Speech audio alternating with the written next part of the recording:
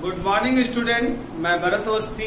मैं आपको मैथ की ऑनलाइन एकेडमिक क्लास पढ़ाऊंगा और आज का हमारा विषय वस्तु है वो ट्रिग्नोमेट्री है, जो कि अपने क्षेत्र का बहुत ही प्रभावशाली विषय वस्तु है और ये आपका high school, first year, inter और अदर कॉम्पिटिटिव एग्जाम में बहुत ही ज्यादा पूछा जाता है और इसे हम बेसिक से लेकर और कॉम्पिटिटिव एग्जाम तक पूरी कंप्लीट नॉलेज आपको दी जाएगी इस चैनल पर।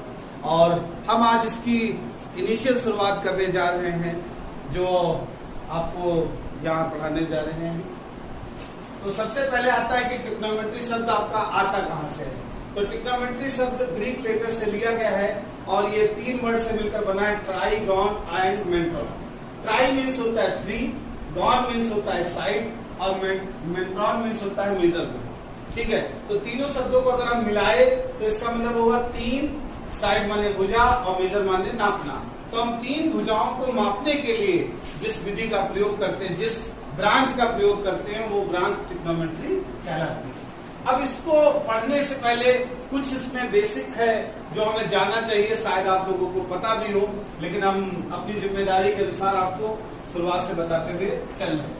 तो सबसे पहले इसमें जो आएगा, जिस पर ट्रिग्नोमेट्री बेस्ड है, वो है right angle triangle. Right angle triangle होता है जिसमें एक एंगल आपका 90 डिग्री होता है और आपको पता है कि किसी भी ट्रायंगल के तीनों एंगल का सम 180 होता है। तो अगर एक एंगल 90 डिग्री हो गया तो बाकी दोनों ही एंगल एक्यूट होंगे। एक्यूट मीन्स न्यून कोण होता है 90 से कम। तो ये दोनों एक्यूट होंगे, ये आपको पता रहना चाहिए कि राइट एंगल ट्रायंगल में बाकी दोनों एंगल एक्यूट एंगल होते हैं। अब इसमें 3 टर्म यूज होते हैं, तो उनकी वर्ड मीनिंग जरूर पढ़ ले। देखिए मेरे वीडियोस जो हैं वो मुख्यतः हिंदी मीडियम और इंग्लिश मीडियम दोनों के लिए हैं और मेरा परिचय भी थोड़ा हिंदी मीडियम वाले लोगों से ज्यादा है, इसलिए मैंने दोनों लैंग्वेज लिख दी है। लेकिन कोशिश ये रहेगी कि ज्यादा वर्ड अंग्रेजी का यूज हो। तो हिंदी वालों को बस ये कर लेना है कि जैसे इसकी हिंदी याद कर ले, जैसे एच बोले तो वो कर्ण जान ले, तो आगे की वीडियो में दिक्कत नहीं आएगी, नहीं तो फिर दोनों की वीडियो बनाना कठिन होता है। तो जान लेते हैं, एच जो है वो हाइपोटेनस को यूज, एच को हमने हाइपोटेनस से दिखाया है और P means perpendicular, B means base, और इसे हिंदी में कर्ण कहते हैं एच को, और परपेंडिकुलर को लंब कहते हैं और बेस को आधार कहते हैं। ये आप वर्ड मीनिंग याद कर लीजिए, जो आगे के लिए आसान है। अब आता है राइट एंगल ट्रायंगल में कैसे पहचाने कि कौन एच होगा, कौन P होगा, कौन B होगा। तो लिखा है 90 के सामने की भुजा, साइड अपोजिट टू 90 डिग्री। तो जो 90 के सामने पड़ेगा वो क्या होगा, एच होगा, हाइपोटेनस होगा। वो क्या होगा, एच होगा, ये पक्का है। फिर दूसरी बात लिखी है, थीटा के सामने की भुजा, side opposite to angle theta. जो थीटा के सामने पड़ेगा वो क्या होगा, परपेंडिकुलर होगा। अब यहाँ पे ध्यान देना है कि अगर थीटा यहाँ का दिया है तो ये परपेंडिकुलर, अगर मैंने थीटा यहाँ का लिया है तो परपेंडिकुलर ये होगा। मतलब परपेंडिकुलर डिसाइडेड किसके हिसाब से होगा, थीटा के आधार पर होगा। आप कुछ लोगों को पता है कि खड़ा वाला परपेंडिकुलर होता है, ये कंफ्यूजन दूर कर दे। परपेंडिकुलर का डिसीजन एंगल के आधार पर है और फिर जो बच जाए, जब इन दोनों का डिसीजन हो जाए, उसके बाद जो बचेगा वो आपका बेस होगा। इसके बाद इसमें जो जरूरत पड़ेगी वो पाइथागोरस थ्योरम है, जो कुछ ऐसी होती है, एच का स्क्वायर इक्वल टू पी का स्क्वायर प्लस बी का स्क्वायर। एच मीन्स हाइपोटेनस का square, P means perpendicular square and B means base square. Hindi में कर्ण का स्क्वायर बराबर लंब का स्क्वायर प्लस आधार का स्क्वायर। लिख देता हूं, कर्ण का स्क्वायर बराबर लंब का स्क्वायर प्लस आधार, ये सब जरूरत है। इसके बाद पाइथागोरस ट्रिपलेट है। यहाँ पर पाइथागोरस का यूज बहुत है, तो मैंने कुछ जो इंपॉर्टेंट ट्रिपलेट है जिनका यूज ज्यादा होगा तो उन्हें लिख दिया है। तो एक ट्रिपलेट है, अगर ये याद रखोगे सेट तो आगे कैलकुलेशन में आराम रहेगी। उसमें पहली है 3 4 5, 5 12 13, 8 15 17 और 4 24 25। बहुत सी हैं लेकिन ये 4 ज्यादा इंपॉर्टेंट है तो लिख दी गई है। इसमें एक और चीज बताएंगे कि अगर हम इनको सभी को किसी भी नंबर से मल्टीप्लाई कर दे तो ये अगली ट्रिपलेट दे देंगी। जैसे अगर हम इनको 2 से मल्टीप्लाई कर दे तो नेक्स्ट ट्रिपलेट हमें मिलती है 6 8 10। अगर मैं इसको 3 से गुणा कर दूं तो नेक्स्ट ट्रिपलेट हमें मिल जाएगी 9 12 और 15 की। इसी तरह अगर हम इसकी गुणा कर दें 2 से तो ये मिल जाएगी 10 24 और 26। तो इसके अंदर भी बहुत सी ट्रिपलेट आपको मिल जाएंगी। तो कम से कम 4 ट्रिपलेट तो आप याद ही कर लें।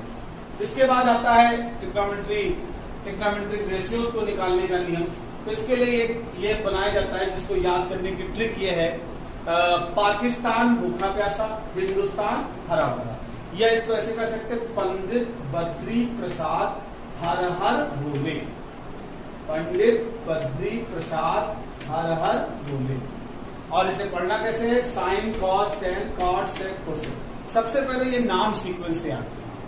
इसके पढ़ने की टेक्निक यही है कि पहले आप नाम ये सीक्वेंस याद कर लो, sine cos tan cot sec cosec, sine cos tan cot sec cosec, sine cot tan cos sec cosec. ये नाम याद कर लो और ये वर्डिंग, चाहे पाकिस्तान भूखा प्यासा, पाकिस्तान भूखा प्यासा, हिंदुस्तान हरा भरा, या पंडित बद्री प्रसाद हर हर बोले। और फिर आप ये याद कर लीजिए, sine cos tan cot sec cosec. तो जब आप इसको याद कर लेंगे तब फिर आप इसको आसानी से निकाल सकते हैं। Sine is equal to P by H, P by H means perpendicular upon hypotenuse, और cos is equal to B by H, base upon hypotenuse, tan is equal to P by B, perpendicular upon base, ठीक है। Cot is equal to B by P, base upon perpendicular, sec is equal to H by B, hypotenuse upon base, cosec is equal to H by P, hypotenuse upon perpendicular. तो ये समझ में आ गया। अब यहां से अगर हम देखें तो ये सारी ट्रिग्नोमेट्री निकाली। अगर हम इससे डिफिनीशन निकालना चाहें तो मैथ और फिजिक्स की, ये एक मेरी बात जरूर याद रखना, ये हर जगह लगता है, मैथ और फिजिक्स में बहुत सी डिफिनीशन फार्मूले में ही होती है। आप इस फार्मूले को देखो तो ये सब ट्रिग्नोमेट्रिक रेशियोज कहलाते हैं। इनको सबको हम क्या कहते हैं, ट्रिग्नोमेट्रिक रेशियोज। ट्रिग्नोमेट्री एक ब्रांच है और sine cos tan these are called trigonometric ratios, इनको हम कहते हैं। अब ट्रिग्नोमेट्रिक रेशियोज की डिफिनीशन क्या हो सकती है अगर हम इससे सोचें तो आप देखिए, अगर मैं साइन देखूं तो पी बाई एच है, कास देखूं बी बाई एच है, तो हम क्या देखते हैं कि सब जितने हैं शेव, ये किसी P by H, P by H, P by B, ऐसा कुछ है ना, दो साइडों का रेशियो ही तो है। राइट एंगल ट्रायंगल की दो साइड का रेशियो ही तो है। तो ट्रिग्नोमेट्रिक रेशियो की डिफिनीशन क्या होनी चाहिए, तो इसकी डिफिनीशन होगी कि यह दो साइड के रेशियो में रिलेशन को दिखाता है। तो वही लिखा है कि trigonometric ratios express relationship between the angle and length of side of right angle triangle. तो राइट एंगल ट्रायंगल की दो साइडें ली जाएंगी और एंगल लिया जाएगा। देखो ये एंगल लिया गया, दो साइडें, इन दो चीजों का प्रयोग, दो साइडों का प्रयोग होगा और एक एंगल का। ट्रिग्नोमेट्री इन तीन। हाँ चलिए हम ट्रिग्नोमेट्रिक रेशियोज के बारे में आगे की पढ़ाई करते हैं।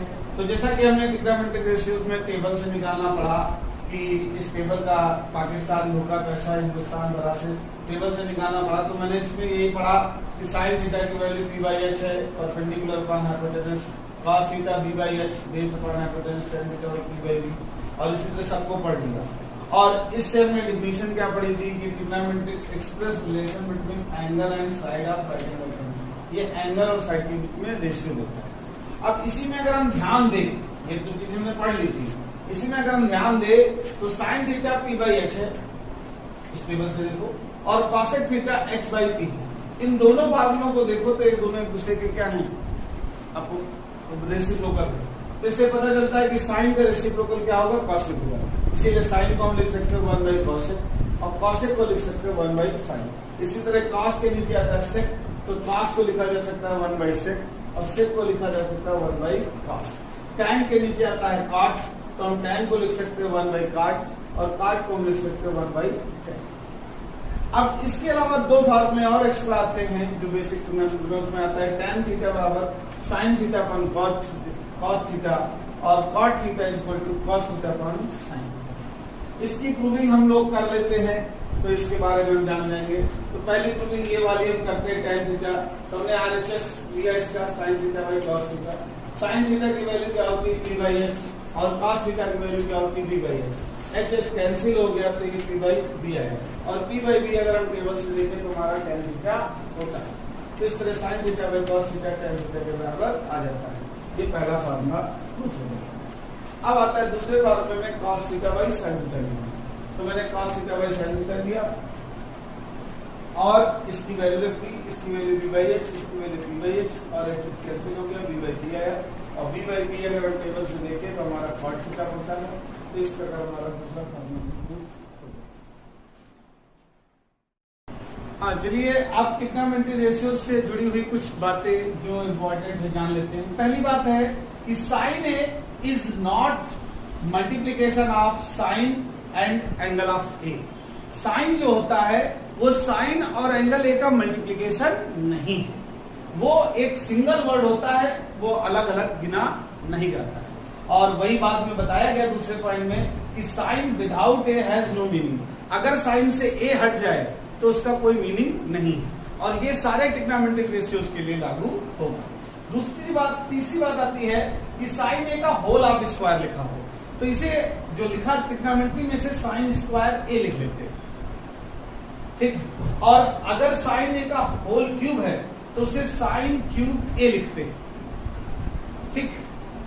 तो इसका मतलब जो भी पावर होती है वो ट्रिग्नोमेट्रिक रेशियोज के बाद लगा दी जाती है। लेकिन एक बात ध्यान दीजिए, जैसे साइन ए की पावर -1 हो तो उसे आप साइन इनवर्स ए नहीं लिख सकते। इनवर्स पावर -1 को इनवर्स कहते हैं, तो आप उसे साइन इनवर्स ए नहीं लिख सकते, क्योंकि ये इनवर्स ट्रिग्नोमेट्रिक फंक्शन है जो अलग से पढ़ाया जाता है प्रतिलोम त्रिकोणमितीय अनुपात। अच्छा, इसको लिखेंगे क्या? तो साइन इनवर्स को आपको पता होगा 1 बाई साइन ए लिख सकते हैं, और 1 बाई साइन को मैंने कॉसेक पढ़ा था, साइन का उल्टा कॉसेक। और एक बात जान लीजिए कि छठा पॉइंट कह सकते हैं कि जैसे अगर साइन ए का स्क्वायर है तो उसे आप साइन ए का होल स्क्वायर नहीं कह सकते, क्योंकि ये केवल एंगल पर स्क्वायर लगा। इसीलिए जब भी होल स्क्वायर लगा होता ऐसे लगा होगा तब तो ऐसे करेंगे, और ऐसे लगा तो ऐसे नहीं करेंगे, क्योंकि ये एंगल का ही केवल स्क्वायर है। तो बात जान लीजिए, एंगल यहाँ पर अलग होता है, वो अलग, और वो अलग अलग काउंट नहीं। समझ गए बात? अब आते हैं इससे रिलेटेड जो सवाल है, तो उसमें पहला सवाल देखते हैं। तो पहला सवाल बहुत बेसिक होता है, जिसमें अब इस सवाल की खासियत क्या, एक ट्रिग्नोमेट्रिक रेशियो दे दिया जाता है और बाकी 6 टोटल होते हैं ट्रिग्नोमेट्रिक रेशियो। आपको पता होना चाहिए 6 हैं, sign, cos, tan, cot, sec, cosec, ठीक 6 हैं। 6 में आपको 1 दे दिया जाएगा और 5 निकालने होंगे। तो कैसे निकालते हैं? देखो, जैसे tan थीटा इक्वल टू 8/5 दिया हुआ, तो हम tan का अगर हम फार्मूला देखें तो tan को हम क्या कहते हैं, P by B. P by B means perpendicular upon base. तो इससे हमें 2 चीजों की जानकारी होगी कि हमारा परपेंडिकुलर कितना है 8 और बेस कितना है 50। अब हमें क्या चाहिए, अब हमें बाकी निकालने हैं। तो इसके लिए हम पाइथागोरस का प्रयोग करेंगे, तो हमारा तीसरा निकल आएगा। हमने बताया था इसमें 3 वेरिएबल की जरूरत होती है, P B H, perpendicular, base और हाइपोटेनस, और उनको निकालने में 2 आपको मिल गए हैं, तीसरा आप पाइथागोरस से निकालेंगे। तो बाई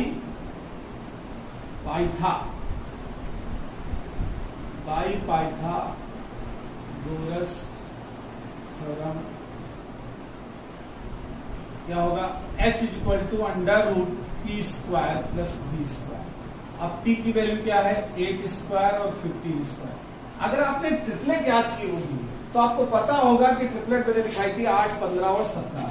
तो आप इसको सॉल्व करिएगा तो 17 आ जाएगा, ठीक है। और जैसे ही आपको ये मिल जाता है, फिर आप सारे ट्रिग्नोमेट्रिक रेशियोज, अगर आपके पीबीएच पता है तो कोई भी ट्रिग्नोमेट्रिक रेशियोज नहीं बचेगा जो आप निकाल नहीं सकते हो, क्योंकि आप इस टेबल की सहायता से सब निकाल सकते हैं।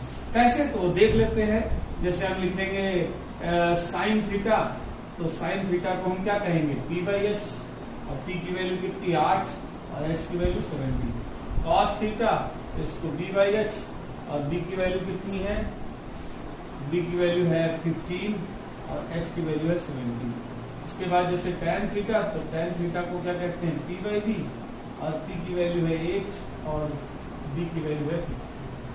इसी तरह cot थीटा, तो cot theta B by P, तो वो कितना हो जाएगा 15/8।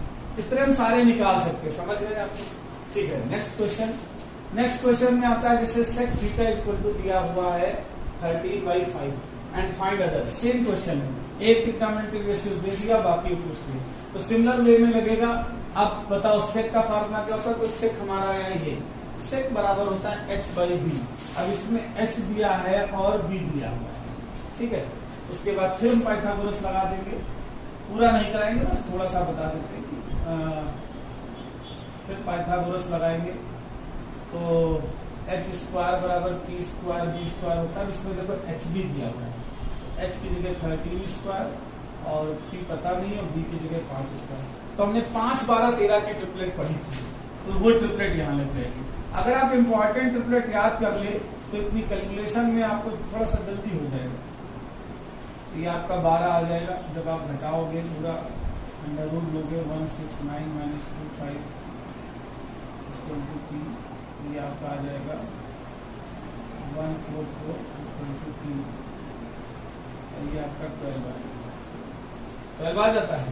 और जब आपका ये 12 आ जाए तो आपको फिर देखो पी पता हो गया, एच पता हो गया और बी पता हो गया। जब ये तीनों पता हो जाते हैं तो इस टेबल से हम सब कुछ निकाल सकते हैं। तो आगे का क्वेश्चन आप लोग कर सकते हैं। अब आता है तीसरा टाइप का क्वेश्चन, हम लोग देख लेते हैं।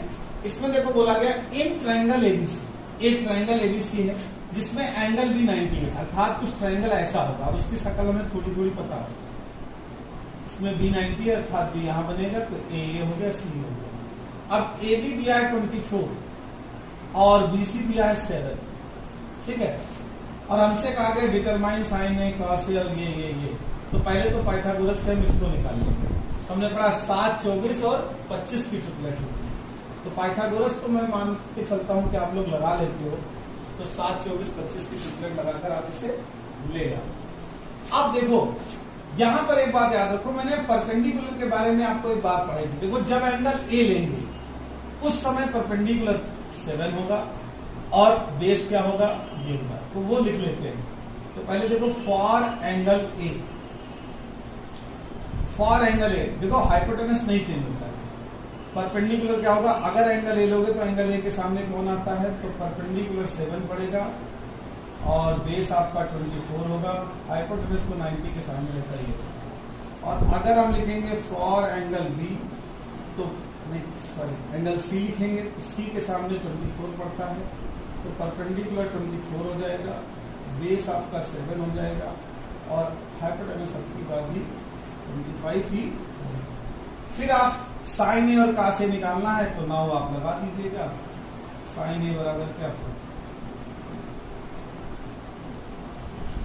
तो साइन ए बराबर हो जाएगा पी बाई एच, कितना है 7 और कास ए क्या होगा बी बाई एच।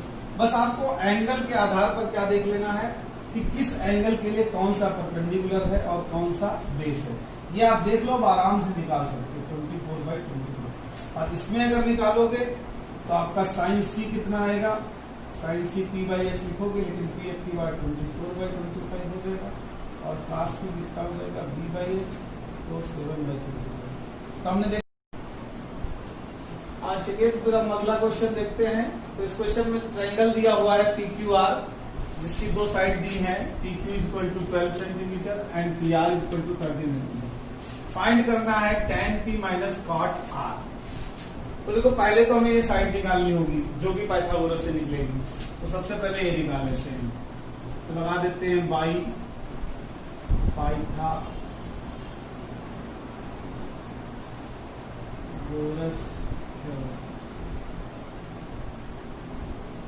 तो चाहे जैसे लिख लो, तो पी आर स्क्वायर हाइपोटेनस यही पी क्यू परपेंडिकुलर बेस अभी ना डिसाइड करो, तो ये हाइपोटेनस हो गया, परपेंडिकुलर हो गया क्यू आर, परपेंडिकुलर बेस कुछ भी मान लो।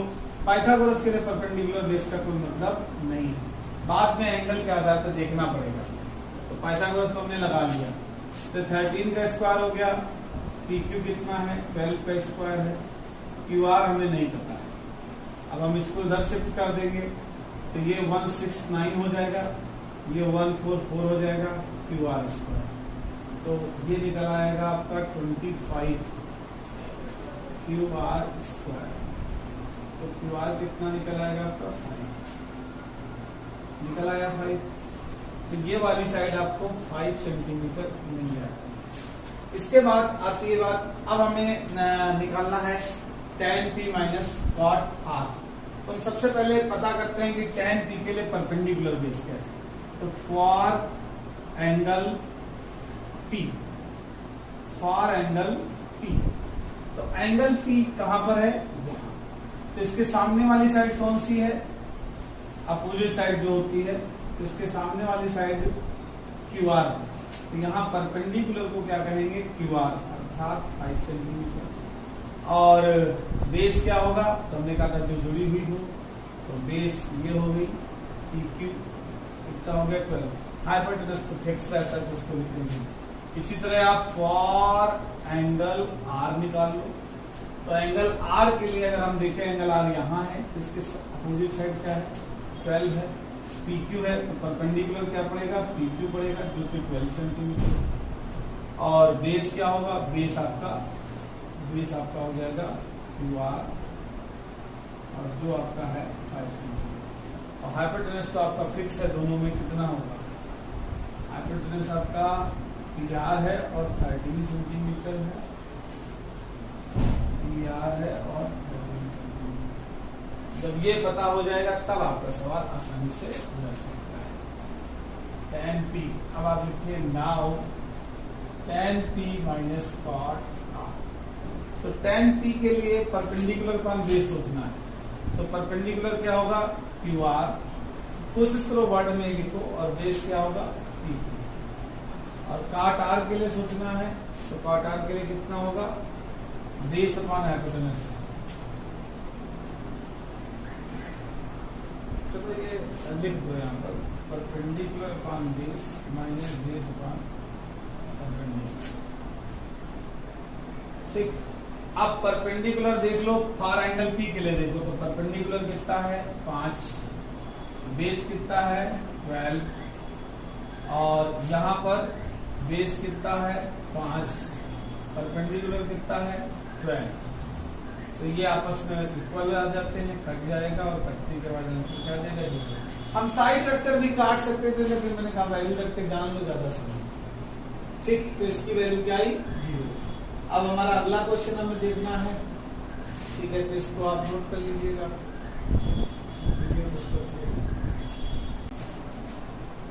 हाँ चलिए, तो आप क्वेश्चन नंबर 5 देखिए।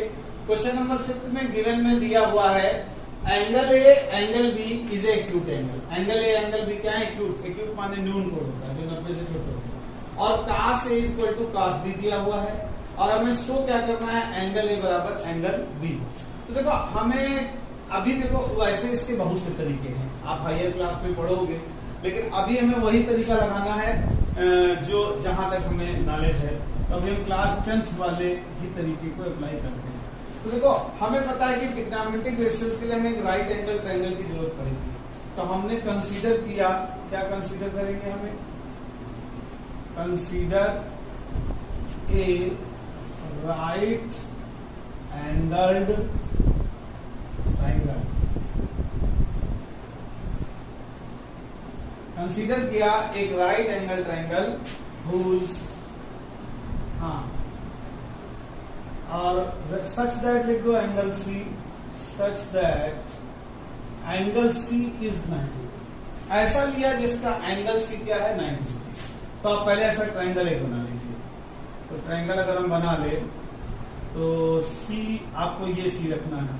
तो देखो ये ए हो गया, ये बी हो गया, ये सी हो गया, 90 डिग्री हो गया। अब आप ये दोनों एक्यूट हो जाएंगे।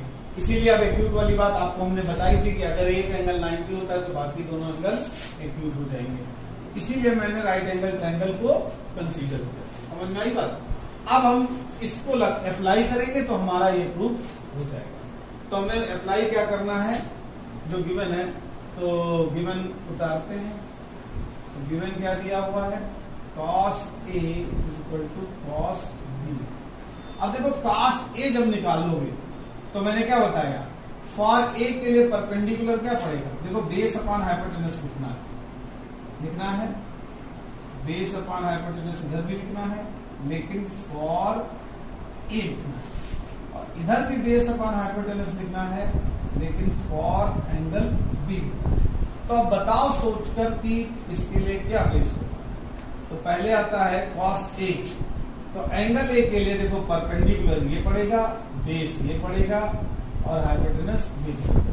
तो बेस क्या पड़ता है? AC। और उसके लिए बेस क्या पड़ता है और हाइपोटेनस क्या पड़ा, AB। हाइपोटेनस कभी बदलता नहीं तो उसे लिख लो। अच्छा, एंगल बी के लिए बेस क्या पड़े, तो एंगल बी के लिए परपेंडिकुलर ये है तो बेस पड़ेगा BC बेस पड़ेगा और ये ठीक।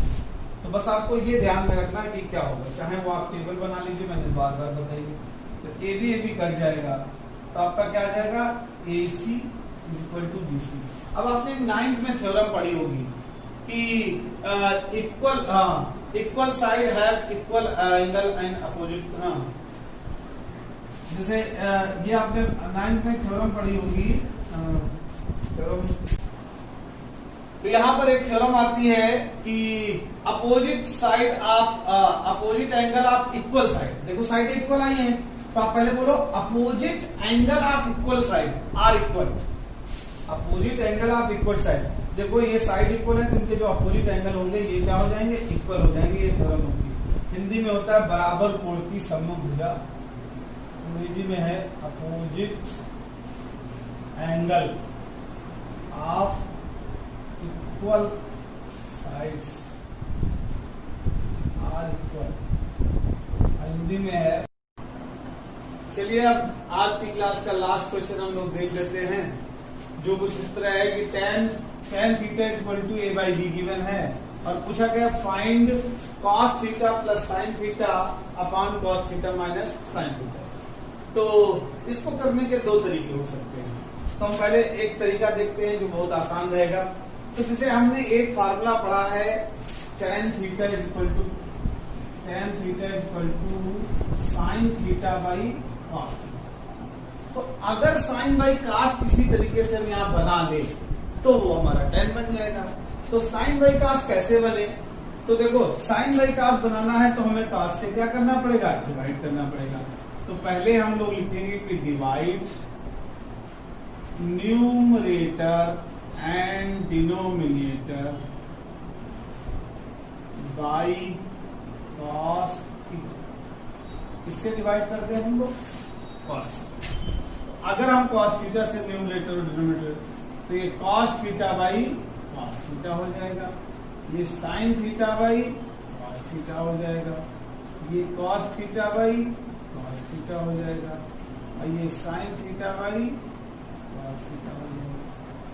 तो आपका ये कट जाएगा, ये कट के 1 आ जाएगा, यहाँ भी कट जाएगा 1 आ जाएगा और ये sin बाई cos क्या हो जाता है आपको जाएगा, यहाँ भी tan थीटा हो जाएगा, यहाँ भी tan थीटा हो जाएगा। तो हमारा आ जाएगा 1 + tan theta upon 1 minus tan theta और फिर हम tan थीटा की वैल्यू रख देंगे तो हमारी वैल्यू है A/B अपॉन 1 माइनस A/B। अब इसमें आप एलसीएम ले लीजिए, एलसीएम लेंगे तो हमारा क्या आ जाएगा, B + A upon B, B minus A upon B, B cancel, हमारा आंसर आ जाता है B + A upon B minus. ठीक, तो ये सवाल समझ में आ गया। अब इसका दूसरा तरीका भी हो सकता था। दूसरे तरीके में हम वही काम करते हैं कि ये परपेंडिकुलर हो गया, ये बेस हो गया और फिर पाइथागोरस लगा देंगे। तो पाइथागोरस में h बराबर √p² + b², तो p की जगह a², इसकी जगह b², ये आपका h निकला है। और आपको पता है जब भी हमें PVH हमें पता हो जाता है तो हम साइन cos tan सब कुछ निकाल सकते हैं। तो हम सब कुछ निकाल के इसमें पुट कर देंगे और पुट करने के बाद हम इसको कैलकुलेट करेंगे तो यही उत्तर है। हाँ, ये आसान तरीका है, बस आपको ये ध्यान में रखना है कि हम साइन cos को tan में कन्वर्ट कर सकते हैं। बस उसमें ये ध्यान देना है कि डिवाइड किस तरह करना है। ठीक है, तो ये हमारे तो इस तरह हमारी ट्रिग्नोमेट्री टॉपिक का पहला टॉपिक इंट्रोडक्शन ऑफ ट्रिग्नोमेट्री समाप्त हो गया है और ये आपके हाई स्कूल का पहला चैप्टर है जो हमने आपको पढ़ा दिया है। और इसके बाद हमारा नेक्स्ट वीडियो आएगा इंट्रोडक्शन ट्रिग्नोमेट्रिक आइडेंटिटीज और उस वीडियो में आपको भरपूर हमारी टेक्निक्स मिलेंगी जिसके द्वारा आप ये तक जान जाओगे कि किस सवाल में क्या करना है और क्यों करना है। क्यों के बारे में हम जरूर बात करेंगे, बाकी कोई बात हो या ना। ठीक है, और ये हमारी भरत सर क्लासेस का पहला वीडियो है, तो प्लीज इसे लाइक, शेयर और सब्सक्राइब जरूर करें और अगर ये अच्छा लगता है तो इसे